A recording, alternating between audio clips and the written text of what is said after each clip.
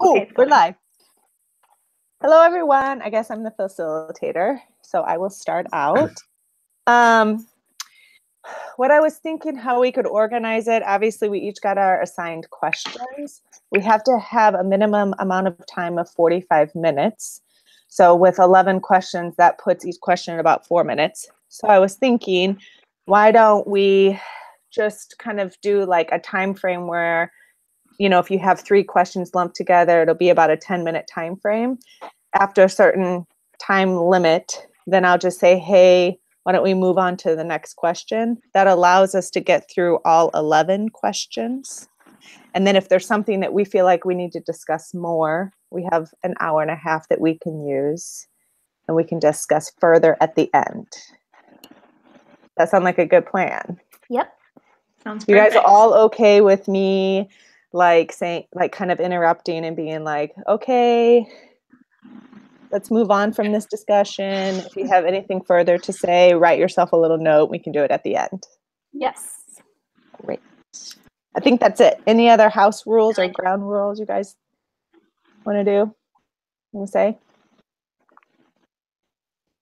No? Sounds good. I like it. All right, cool. So first up is Coral answering questions 1, 2, and 3, correct? Or facilitating questions 1, 2. Correct? Yes, that's me. Yes. All right, take it away, Coral. All right, so first question is, do APRNs providers at the site have a job description? So actually at the corporate office, over the whole Piedmont, we work for Piedmont, they do have a provider job description for us. But actually at my location, I don't really have a job description. It's kind of goofy the way that all of the different locations work. So, and the reason why is because I'm actually their first nurse practitioner. They had all midwives prior to me. So that has been a little bit different. So they're still learning with me, I think, a little bit because my role is a little bit different. So I do not have a job description, but the corporate office does have one. I figured that I would go ahead and pull some of the stats in from the results. So 53% answered yes, that their location did have a job description, and only 15.65% answered no, that they did not have a job description. So I don't know if you guys want to chime in a little bit with this and your thoughts or what your results were. So my job does have a job description, but actually I didn't even think of it. We also just hired our first women's health nurse practitioner in the office, and I don't think that she would have a job description because she doesn't work in the same full scope midwifery scope that we absolutely. do. So that's interesting. I should look into seeing if she does or if we should get her one. Yeah. Anyone else? Yeah, I was going to share at my organization, they're actually really big on job descriptions and actually working towards like what you're capable of doing. And so as nurse practitioners, actually, they try to kind of hold us back and say, well, you can't do this because you're not a physician. And so they actually put that argument against us all the time. But yeah, so we have clear job roles and responsibilities for every position at my organization.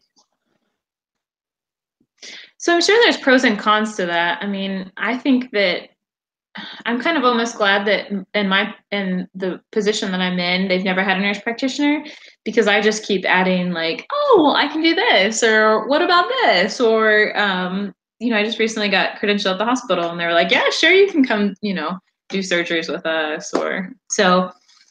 I mean, I'm sure there's definitely pros because you have these clear-cut boundaries, and sometimes that's a really good thing. And then I'm sure that there's cons to it because, like you said, they were trying to hold you back and everything. So, anyone else have any feedback? We, at our place of employment, I think there's some revamping, because Illinois just passed a law about allowing nurse practitioners to practice without a collaborating physician. And so all of our admin is looking at all of our job descriptions, because I think they're trying to find out as an organization how they're going to handle that new law, and if they're going to move nurse practitioners in a place where they can practice independently.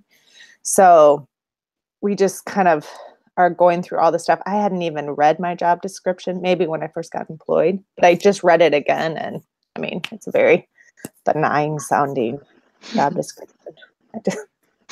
I was like, I do it. Yeah. Some things I read and I was like, oh, that's interesting. Like, I didn't know that I was supposed to either do that or that's what they're expecting. So, yeah. Well, that's congratulations on that. I don't have a job description where I'm at.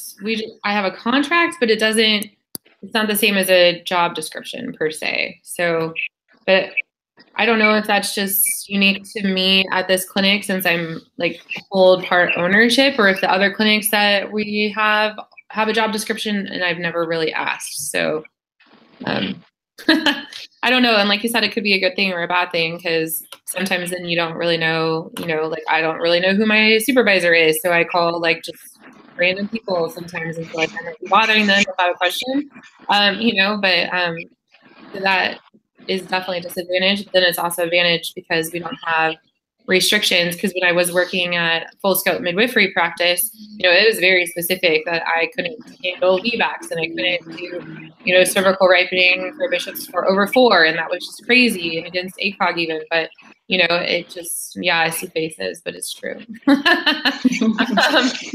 it definitely is a little bit more free here, but I like rules, so I wish that there was more clear-cut expectations of what we're supposed to be doing per se. So. Well, perfect. Well, thanks for sharing, guys. So anybody else have anything for question 2? All right. So in question 1, anything for question 1? So we'll move on to question 2. If yes, does the APRN job description form the basis for the annual employee performance review? So, I answered no to this question, personally. About 63% did answer yes, 14% answered no, and 22% answered NA. So kind of a mix there, mostly, obviously, yes. But my answer was no, just because based on my location, we don't actually have a job description, so we can't really form the basis of the annual employee performance review. So as far as mine that we use for our annual performance review is I've used I'm in North Carolina, and I've used the compliance documents for North Carolina. So you actually do a review every 6 months.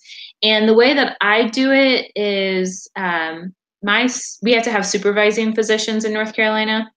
And so how I do it is anytime that I have one that I think that I've only been there just a year, just a couple weeks ago, actually. So one of the things that I did was I just took a chart that I thought I could probably improve on and pretty much just put, here was what I did this time, and this is what I've learned, and this is what I'm going to do differently that time. So that's basically my annual performance review, but they actually haven't taken any initiative to really do any type of review. So any thoughts on that? So I had a review. Sorry, is that me with that feedback? I can cancel. Sorry. I actually had a review like around the 90-day mark, I think, and it was like just a 3-month kind of check-in. I don't know that it was a formal review.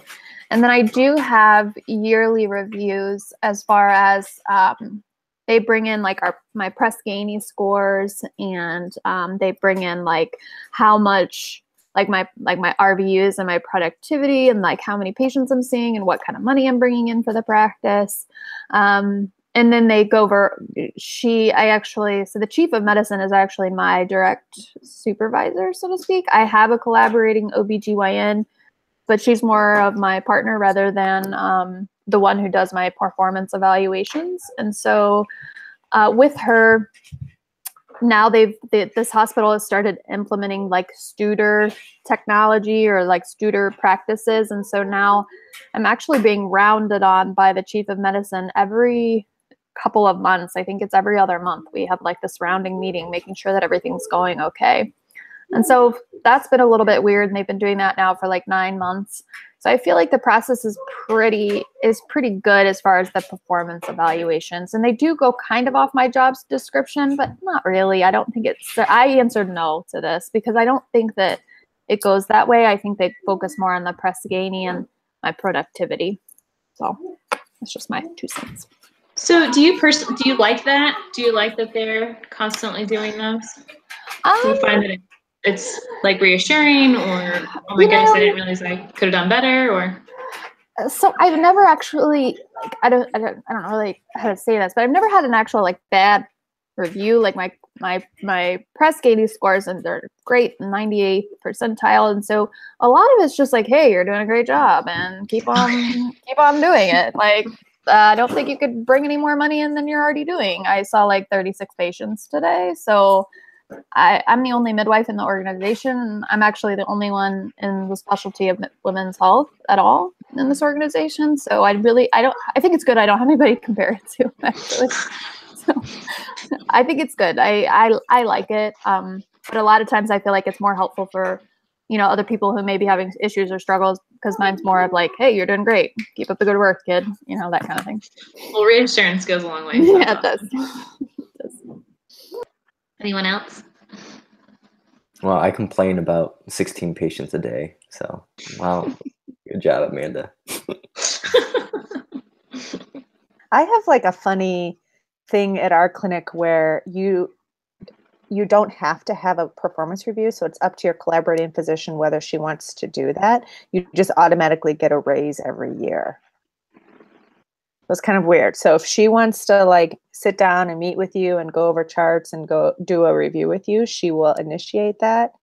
But otherwise, you just get your raise. So that's how it works. You get a raise every single year? Where are you working? Do. We're all going to be there. I do. I get a raise every year. There's no job openings where she works. He's already looked. John's bitter. So, Summer, will that change now that you don't have to have a collaborating physician? Well, that just depends on the organization's policy of what they're going to do. Okay. I don't know, because I'm guessing if we don't have a collaborating physician, then we won't. I'll be kind of my own boss, and so I probably won't have a review. I would assume so. It's just interesting. It'll be interesting to see what happens. So. But yeah, that's how it works at our office, which is odd. Yeah, and that's how it is in Nebraska too. We have full scope practice authority for nurse practitioners. So under that license, I don't need a physician, but I also am a midwife. And if I was working as a midwife, I'd have to have like but also with our job description, how we do our performance reviews, because you don't need that collaborating physician piece here, which is kind of nice. So maybe that'll change for you now that that's changed in Illinois. Nice. Does anybody else have? I know. Sorry, that's why I just realized that. Fine. I'm just telling you. So maybe just go through 3. Really Question fast. 3. Please describe the annual performance review process. So conducted by direct supervisor. I checked yes for this one, and because I have a direct supervising physician. 85% checked yes for this, and 14% checked no. Do you want to do these individually then? What do you think? Okay. I mean, yeah, I think I already kind of told you who does mine, and so I kind of skipped ahead. Sorry. That sounds good. Me too. I kind of did mine. We did already answer this question. Yeah. Includes peer review. So I clicked no for this one, and 42% said yes, 57% said no. So it was kind of half and half almost. And I think that, well, the reason why I don't, obviously, is because I'm the only nurse practitioner there. So don't really have a peer review with that. Anyone else want to fill in with this one? I can. So this year we had an annual performance review, and I don't remember it being done previously, and it was on a new form, and the new director of the midwifery practice was the one who did it, but she also talked them over with the director of the OB group, and then they were just put on our desks, and we signed them to say that we read them and agreed, and then we turned them in. So we didn't like sit down and talk about it at all. And it's on a score of like 1 to 5, and so everybody pretty much got like 3 to 4. I don't like, because I really like to be, 100%, which is not realistic on a 5-point scale. But anyway, it was the first time that I remember having that done, and I don't feel like it was very meaningful because it was just kind of left on the desk and like, okay. But we did have a 90-day review that was actually done at like 6 months, but that's okay. And there they went over like the Press Ganey stuff, and they give us our patient satisfaction scores all the time. Like every month we go over that, or at least quarterly. So that's it. That's nice. I like that they do that. I should have started asking if I can have that done more often. Includes chart audit or chart review / audit. So I checked yes for this one just because I normally put it kind of into mine. And 51% said yes, 58% said no, so it was kind of 50-50. We didn't really mention that. Does anybody have any chart reviews that they do? But I know they do Press Gainies and financial and stuff like that. What about chart reviews during your annual performance? Does anybody have one of those done? Yeah, we do at my location. My first year of practice, it was ridiculous. I had to do so many. I felt so bad for my collaborating physician, to the point where it almost felt cumbersome. Like I felt like I was kind of wasting her time. I think that it's helpful, especially for a brand new nurse practitioner. But I think some of the ongoing, it kind of seems cumbersome. And like, I know some other APPs had their collaborators not even look at them. They just sign it. Was like, yeah, it's fine. So I'm sure there's a time and place for it. And again, we've talked about like if people have struggled with it, certain areas it would help. But again, if you're just going through the motions to do it, it can be a drawback. Yeah, I can agree with that. Includes patient experience of care data. So I said yes on this one. 44% said yes, and 56% said no. It seems like most of you already kind of mentioned that you go over Press Gainies and stuff like that. The only one that I've ever had that it's gone over as far as, and this has been done within the last year, so that's why I checked yes. But I had a difficult nurse, and she ended up getting fired within her 90-day period or something like that. But and ultimately she was out to try to get money out of the organization for wrongful termination. So it's one of those things I definitely got a big learning experience for. But she reported me for some things to the board of nursing. So, but everything was cleared and everything. They were just part of her plan, I think, more than anything. But I had my office manager had actually called some of the patients that we were working with because of this whole thing. And thankfully, all of them were satisfied with my care. So anyways, I've had that in the last year for not so great reasons, but definitely a learning experience. Does anybody care to share anything about that one? Maybe let's move on. Is that okay? Yeah, absolutely. If people want to go back to question number 3 or 1, 2, and 3, we can do that at the end. That Chloe sounds did great. Thank you. Sorry for going so long. No, it's fine. Okay. I just want to make sure we get through everything. Yeah, absolutely. Okay, so Amanda, you're up on 4 and 5, I think. Okay, so question 4 is, does the practice participate in a data registry for benchmarking? And it kind of delineated ACNM benchmarking, AABC perinatal data registry, centering counts, MA stats, and other. And then within the other, there's a lot of things listed. There's Press Ganey, there's IHI, there's one that actually says that I actually giggled, and it says, not sure of the name, but CMS and Medicaid drive it. So I thought that was pretty funny.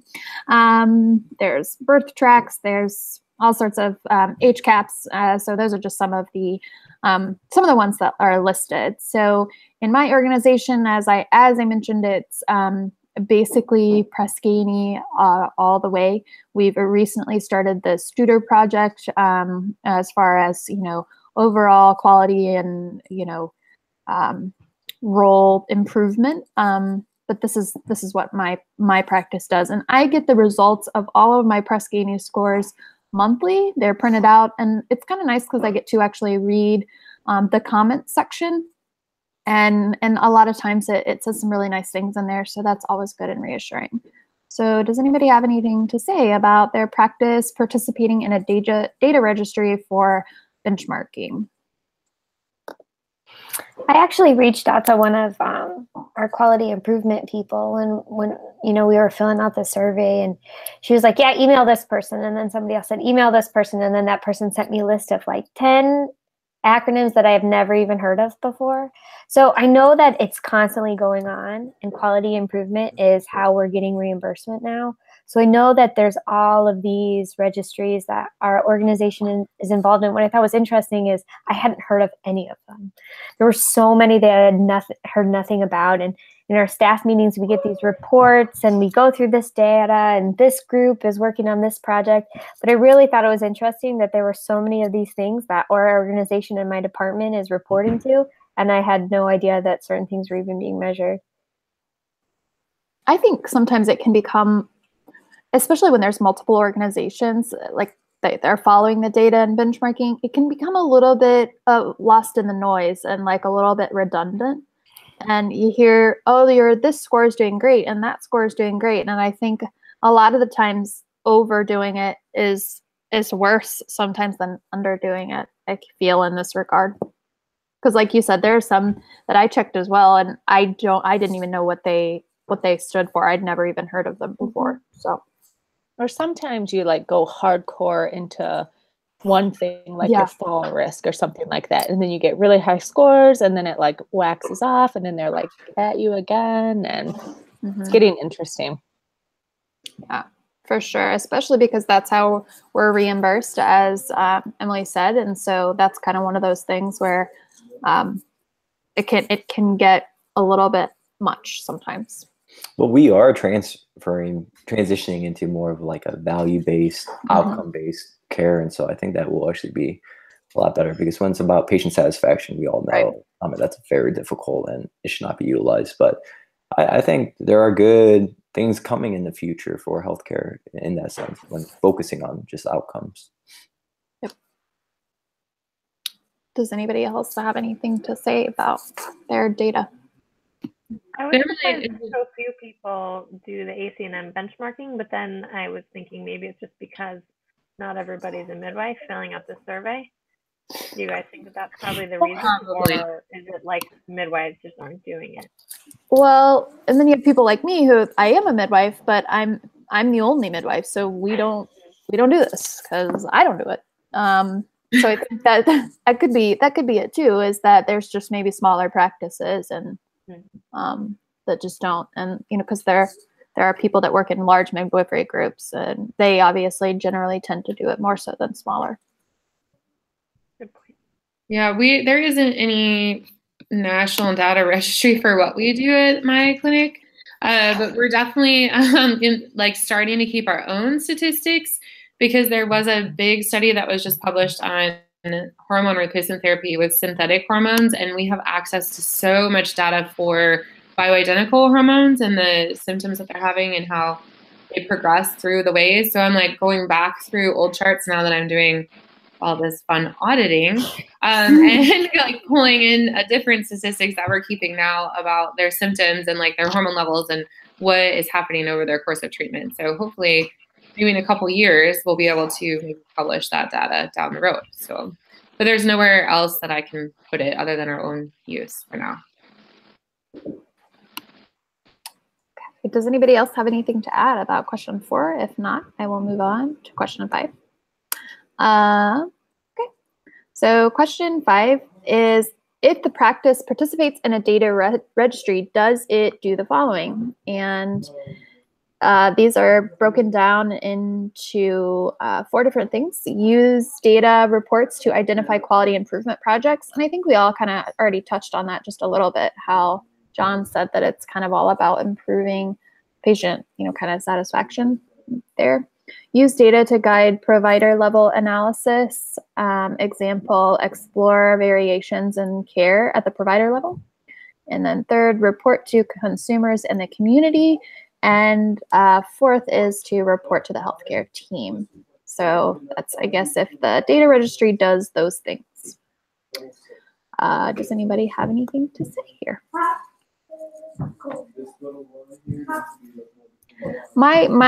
Those statistics are reported to the community. They're not obviously as often as they're reported to us, but they are reported to the community, and they're actually on our website. And you can see our press gaining scores on our website. So that's something. We're definitely, our clinic is very quality driven. So all of the above for us. It drives quality improvement projects. It's reported to colleagues in healthcare team. Everyone has huddles. Everyone has boards. Everyone knows if they're quality improvement projects that are going on in each department. Bless you. It's major in our organization. So yeah, all of the above, I guess, for us. I think in our organization, it drives more of the data to guide the providers, just because when we're state of North Carolina, there's initiatives that's going on for pregnancy Medicaid, and so that is, there's forms we have to fill out for all of those, and I think it definitely guides kind of what our initiatives are as well. So.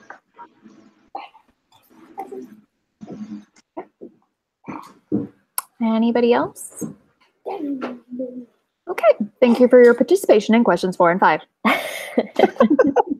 Michelle, you're up with question 6. Okay, so my question was dealing with the human side of change, which is important because it's how we really engage people into what we want that the data can't do alone. So describe your experience of witnessing the following skills to support improvement relating to the human side of change at your clinical site. So the first one was organize effective team meetings. And the majority actually put that they've only occasionally seen this, with 42%. And then the other 2 answers were kind of split fairly equally. To 26% say that they see this routinely, and 30% that have not seen this. So when I looked at this question, I guess I was kind of thinking that maybe because more people are doing morning type brief huddles versus the formal meetings with an agenda and a scribe and all that stuff, because that's, what we typically do at our practice is we don't have a formal thing. There's only 3 of us. So for me to designate someone as a timekeeper and a scribe, everyone has a job during the meeting, which seems a little counterproductive. But we have started morning huddles after an incident we had earlier this week. And so that kind of just gets us going for the day and plans out, who is going to do what, because we don't have patients here every day either. So when we go from sitting around doing nothing, and then one day it's crazy busy because, I'm typically not here every day. So what about you guys? Do you typically see meetings organized formal or more brief huddles? Our provider meetings are on point. I mean, we meet every month. We have an agenda. It's organized. It's not bad at all. Now, with the project, trying to get the staff together is another story. And like you were saying, the brief morning huddles have been definitely a lot more effective than those longer lunch meetings. Yeah, I would have to say my clinic is probably opposite of Coral's. Actually, we have way too many meetings. And they're really just all over the place, not organized. It's like every 2 weeks, one with family medicine and then one with the whole department. And then we do our daily huddles as well. So it's just over the top with meetings for us. That's probably hard because then people don't want to come to all of them because they're just like, it's just another meeting today, just like yesterday. Yeah, so I don't go to all of them. We do quarterly meetings with OB Peds. So it's like a section of the hospital where OB and pediatrics and people from pharmacy and, everybody kind of just gets together and makes sure that everything's going well. And then I do a quarterly meeting with like the other nurse practitioners. Although, like I said, I'm the only women's health provider, the only midwife. So those are basically just, I feel really left out of those meetings actually, because they're all talking family practice stuff. And I'm like, so, all right.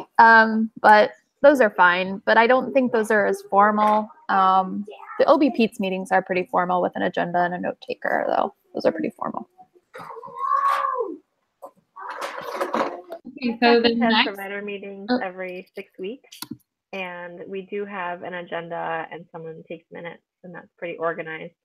I am sure that Dr. Slager, who was the director at my practice, would agree that we don't always have leadership that models reflective, active listening, and they don't always handle opposition to their views very well, but for the most part, they're pretty stable meetings. And so Megan kind of rolled into the next two questions, but the next one is model behaviors that reflect active listening. So 44%, which was the majority, says that this only is occasionally seen, whereas it was a close second place was routinely seen this. So I think that's a really reassuring thing to see that, people are engaged to actually listen to what other people have to say in the clinical sites. Because, active listening is very important to not just jump ahead and speak before you really know what the person is trying to say and get across. I'll just go into the next one so we can kind of tie both of these together because, active listening is really important when you're having conversations with people with opposing views. And 48% said that they occasionally saw this, 33% routinely seen this, and 18% have not seen this in practice. So those would be pretty tough clinics to work for, but I think those kind of go hand in hand with, because opposing views, it's definitely important to actively listen and hear that person out before responding. So did anybody work in that 18% where that wasn't the case for the opposing views? What I think is interesting, in a kind of similar way, is when the staff are being difficult with what our upper management is trying to present, and they ask a lot of questions just to complain, and it turns into, oh yeah, I think that too, and oh yeah, I think that too, and there's not a lot of good of redirecting. And I think that handling those difficult conversations, it's hard for leadership, but it also, our clinic just has a lot of room for improvement in that way.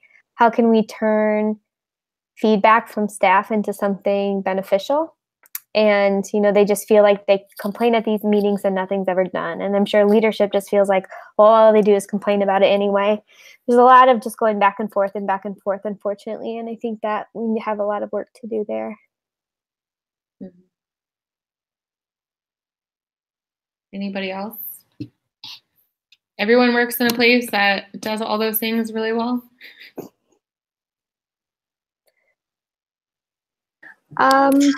We do. We do active listening, I think, and I don't know. I'm sure that we do. I guess I don't really think about it when we have meetings. But like Emily said, it's more so noticed in meetings with the staff and upper management. That is something that's very true. I think that's true of everything, because if one person gets on something about I'm just making this up, there's no snacks in the vending machine or whatever, there's 25 people that say, oh yeah, I hate that. And it's really, we're there to talk about, patient care satisfaction scores. And so I think that's true. A lot of times is that meetings get derailed by those simple little things that probably could have been brought up in a less formal format. Or even during those, having leadership or like the summer park of the group just redirect the conversation to something beneficial. Yeah. Or like I know that when we did that quality improvement meeting thing, like the parking lot scenario, like let's put this here for now and think about it later instead of everybody just complaining at the same time. Yeah. That's a good idea. Okay, well, I feel like I had it easy with only the one question after the first two people went, but that's all for question 6. You did great. Don't worry, I talked enough for both of us. No, girl, you didn't. You had 3. You had a lot more time. Yeah, you had a lot more stuff. You did. Okay, Johnny K, you're next. 789. All right, so question number 7, it was just a bunch of data, like where do you live, zip code, stuff like that.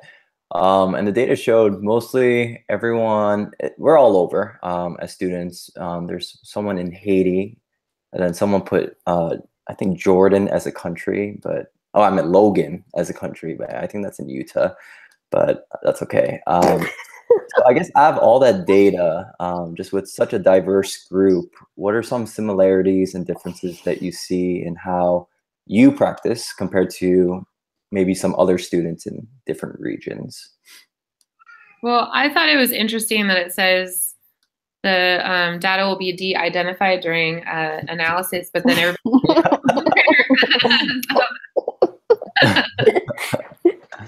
One of the biggest things that I really do appreciate about Frontier was going to Frontier and then like finding out how everybody else practiced, because it really did inspire me to like even as a nurse, like when we were going in school and stuff, it really did help me, inspire me to go, oh, you know what, we don't do that in our hospital, or we don't do, you know, certain things. So it was kind of cool to have all that diversity at Frontier.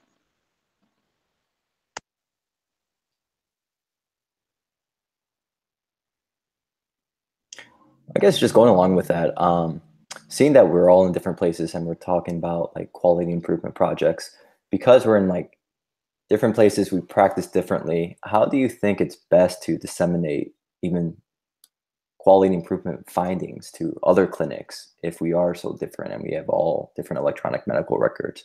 Like, what is the easiest way to give that information out to the public then from clinic to clinic? I think that's part of the like trick of the quality improvement, or like where you have to think with your mind at a higher level, like, okay, like they're teaching us how to deal with systems, right? So how can we take the data that we found in our place and transport this into a clinic that looks like this? And so I think that's where DNP prepared nurses are going to be able to take it to another level, right? Like doctors don't do that stuff, and nurse managers don't have time to do that stuff. And so DNPs can be the one that comes in and says, okay, look at what this clinic did. Now I've brainstormed some critical thinking skills, and this is how we can implement it into our own practice. Or we have a wealth of resources of people around the country, right? And we can say, give me ideas of how I can do your project in my clinic.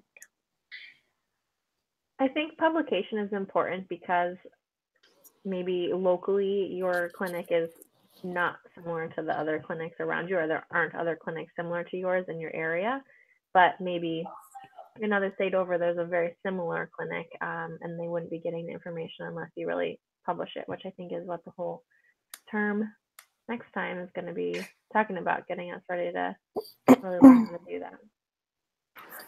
I think too, in like modern, like how we practice now, advances in technology in the urban, suburban, rural communities, it's going to continue to grow. And I can't help but think that it's just going to continue to link places, especially places that were considered kind of remote and isolated are now more than ever going to have more access.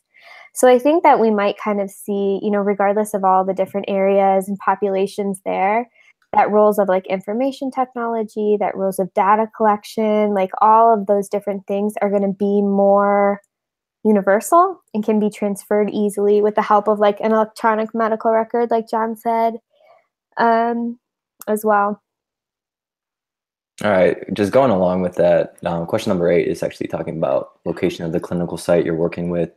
The data showed it's actually pretty equal, but urban was the highest at 36.73%, then suburban 34%, and then rural 29.25%. And I guess just a personal question is, where do you feel like it'd be hardest to conduct a quality improvement project out of those 3, and why? I think they would each have their challenges, because I know with mine, I'm struggling because there's only 3 of us, but I also know, in a bigger healthcare system, that would also be a challenge because there is so many people that you have to get on board and a lot more patients. So I think that I don't know that one would be easier than the other. I think they all would have their own challenges just in a different way. Or how would quality assurance look different from one setting to a different one, like suburban compared to rural? I think that I came from a kind of a rural area and moved to the Charlotte area in north of Charlotte. But anyways, I found that the rural area was kind of hard to get patients on board with it, basically because of the resources lacked and the knowledge wasn't there and things of that nature. So I would say, like, as far as the patients go, I think that it would be a little bit more difficult, like in a rural area, but that's just my experience. Yeah, no, I agree. I think the rural area would be worse. I feel like that too. So I'm in a rural area, as you've all probably guessed, and because of the fact that there's only a couple of people in this county that do any sort of women's health care. Like I said earlier, I don't even know if that's on the recording, but I saw like 30-something, 6, I think, patients today. So I feel like that's a lot of patients. And so sometimes that can be a little bit harder to implement quality improvement if you're really busy. And so I think it really depends on, and I know urban places also have more patients due to higher population. So I think honestly, sometimes rural and urban can kind of have the same difficulties, just in a little bit slightly different way. Like for me, it's like, do I honestly have time to check in with the quality of all of these visits? Because I had 3 10 o'clocks today, like 3 patients at 10 o'clock. So, I mean, do I have time? No, I didn't. I did not have time today. And so I'm just lucky that I'm here at 5:45. And my last patient was at 4.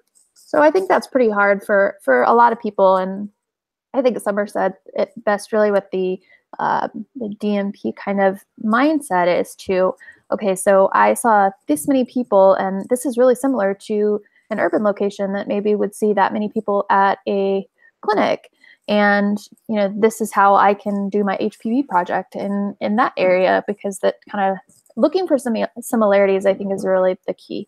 So even though it's a different location, a different population, looking for some sort of semblance of similarity is probably the key to helpful, like, communication.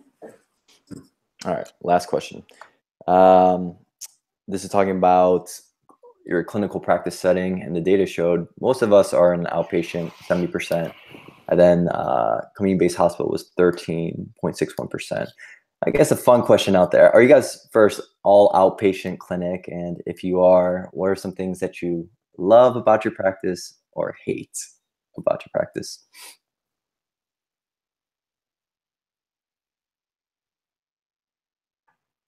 I am not in an outpatient clinic or office. I'm in a tertiary care hospital that does have an outpatient office within it. So we do our prenatal visits in the office, but then in the same building is the hospital where on the 4th floor is labor and delivery.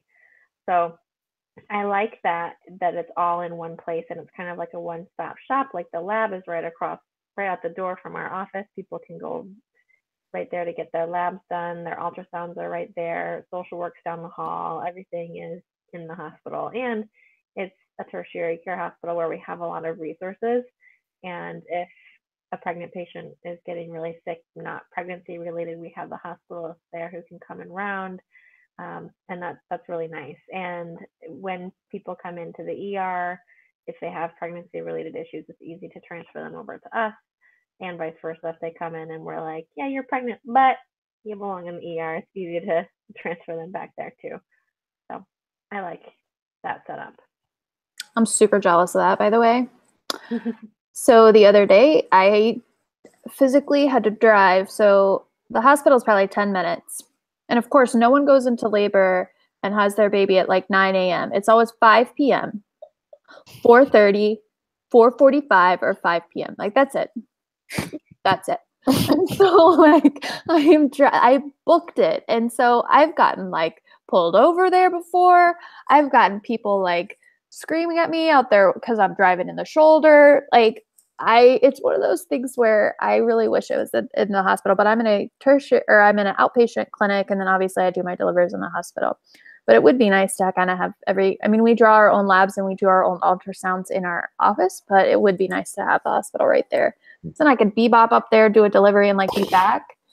Like, that would be nice, because when I have to go out for delivery, my patients get canceled or moved to later. Mostly they just get moved to later in the day, and then I have to squeeze them all back in together. So, Amanda, I'm going to get you like a magnet on your car that says "I deliver babies." I know, like, so. And then you can just put it on.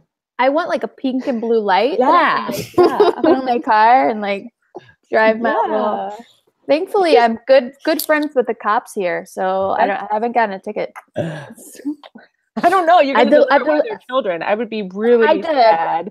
I've delivered a couple of their babies, and so that works out. That's pretty good.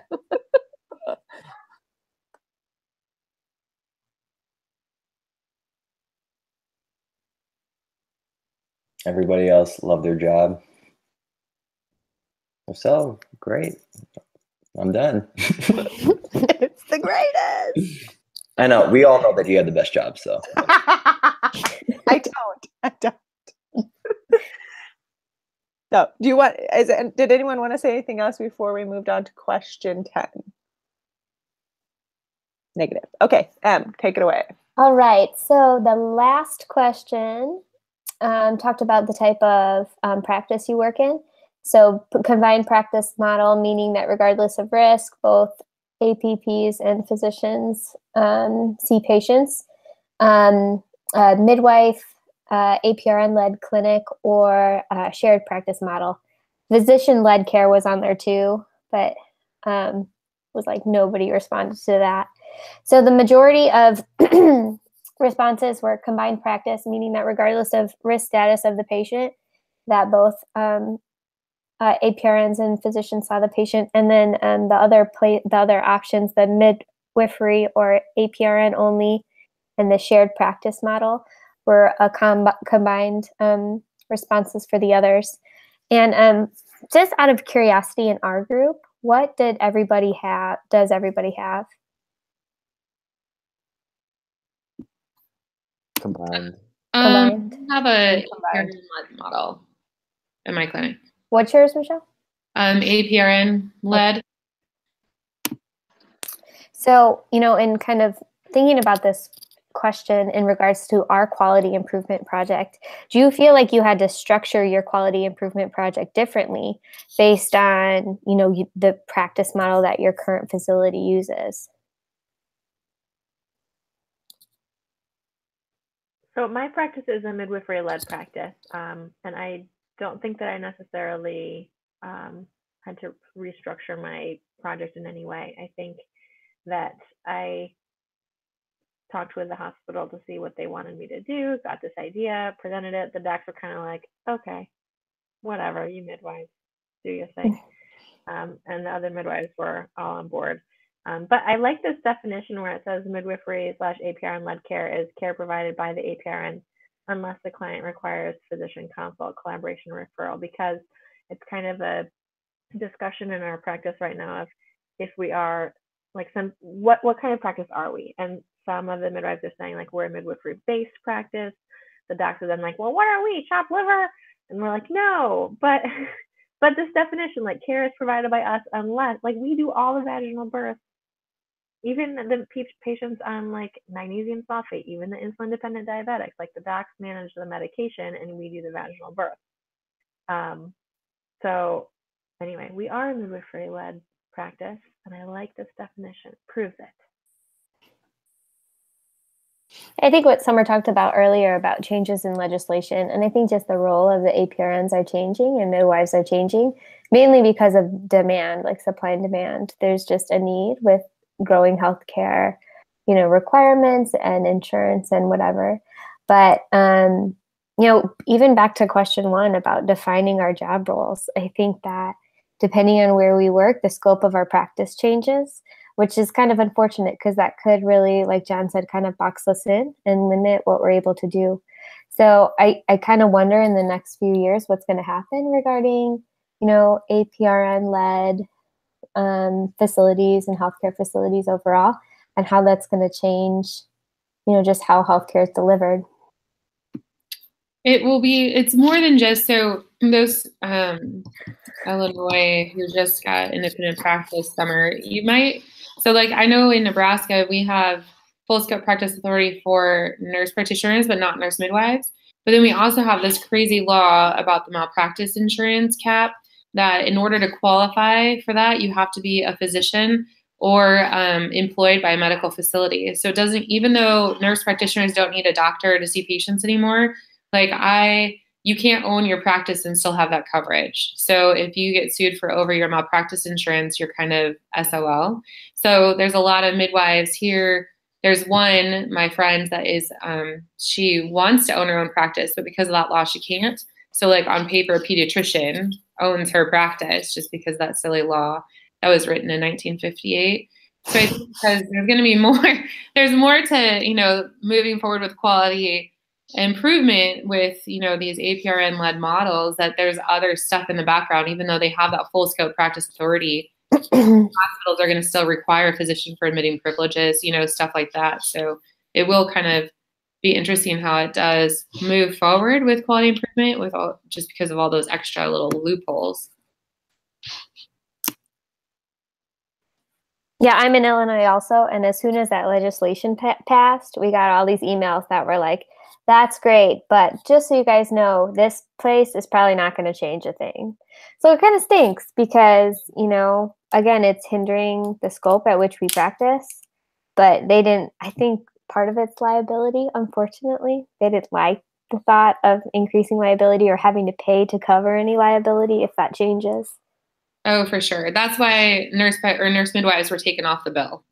Because the bill originally included us, and then it got vetoed, and then they took us off, and now it passed with flying colors. And the reason why was because midwives are more risky business, per se. But there's also only about 23 of us in the entire state of Nebraska, so that's kind of sad. I think part of it too, Em, is reimbursement. So if you no longer have a collaborating physician, that means where does all that money go that you make for your clinic? It should go to you, right? And none of it should go, sometimes it just kind of automatically goes to the collaborating physician or they get a cut of that. But if you're practicing independently, then you should get all of that revenue back yourself because that's how docs work, right? So I think they have to go through that okay, so then do they get paid more? So I don't know. I think there's more to the story than just it's a liability. Which you should keep your statistics. Yeah. So you can be like, this is what I'm worth. You're right. It's going to happen eventually in Illinois. So yeah, there was we had a meeting with a bunch of docs, and they were talking about cutting me and this other nurse practitioner, or one of the docs was throwing this out, not my collaborating physician, but kind of a mean person. And they came, the admin financial people came and said, if we cut the new 2 nurse practitioners in our office, we have to cut 9 ancillary staff because that's how much they make for, they provide the salary for the 9 staff. So it kind of shut everyone up at that point. So I think that's the issue then. Does all of the money that we make then go, other places? So money. Yeah, so 15% of my RVUs are given to my my collaborating partner.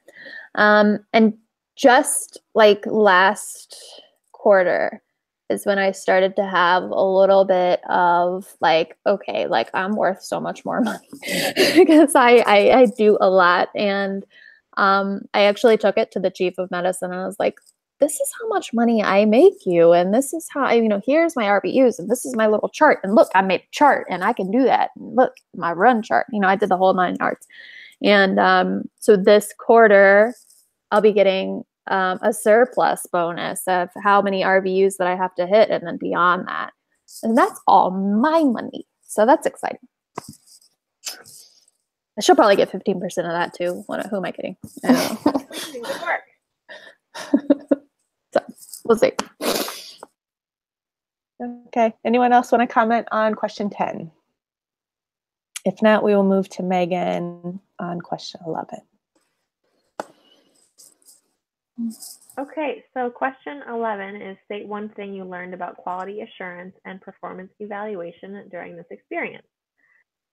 So there are a lot of answers that have been typed in. I can go through and read them if you'd like, but first I would like each of you to maybe, or maybe not each of you, but some of you to answer the question for us.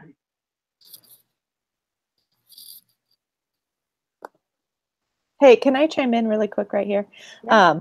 So I have to write up that summary and submit it. So maybe when you're making your comment about quality improvement, if there's one thing that you could add on that you felt like you learned from this session, say that too, and I'll maybe put it in the summary. Thank you. That's all. So I learned that it's pretty I read through some of those as well, and a lot of that really held true. Like there's lots of different sites and different goals, and there's different ways to benchmark their goals, and there's different reporting companies, but all it comes down to is, and I like the way that John said it earlier about the patient experience and how that's going to be driving healthcare. And so I think that if we can stay focused on that with our quality assurance and improvement, I think that that's going to lead to the most success in the future.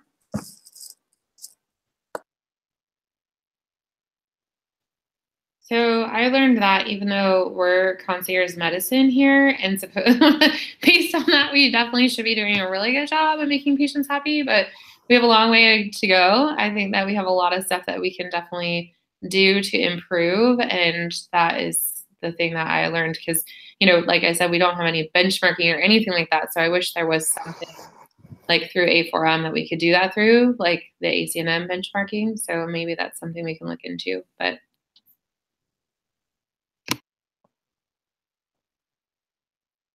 I think one of the things that were reiterated when I was going through these questions and the results was that the work follows the money. That so much about quality is about reimbursement, and also that there's a lot more going on behind the scenes than we really realize. There's constantly these other quality improvement projects that are affecting my practice that I don't even know about. So I think just increasing our awareness of that and knowing how all those things, which, hopefully our end goal is to help the patient, but also just to have the practice grow. Just being more cognizant and aware of those improvement projects and the need to get better. And then going along with that, I think that I almost wish that we had something that was a little bit more easier to keep a track of all of those too, so that we could be more aware of, because I feel like things change so frequently about all the different benchmarking and quality improvement. So that would be something that a goal of mine to try to increase awareness as well. But it's just something we're definitely gonna have to stay on top of, like you said, Emily. So, and looking through the module also, they talked about goal setting and having goals be a part of the annual performance review or quality assurance. And I thought that was really interesting. My site does not have us set some personal professional goals. And I think that would be really nice to actually have everybody set some goals for themselves, and even to have, I've been trying to talk about having the practice set some goals too. Like we at Midwifery Lab practice, like what are our goals here? But individually as practitioners, it would be nice to have goals. And then I really do think that people, I mean, even talking with you guys, I think that people would like to know where they stand. And having a review kind of put on your computer and you sign it and turn it in isn't a great way to really do that. So I think something that I've learned is that maybe I should talk with the practice about having more frequent evaluations and some goal setting.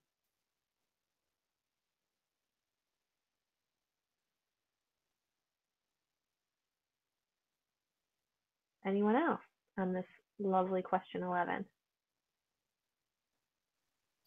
Are we all sharing? No, we're done Okay. because we hit our 45 minutes. I'm going to stop the broadcast unless anybody has anything last minute that they want to say live. Oh. You guys are awesome. I love our group.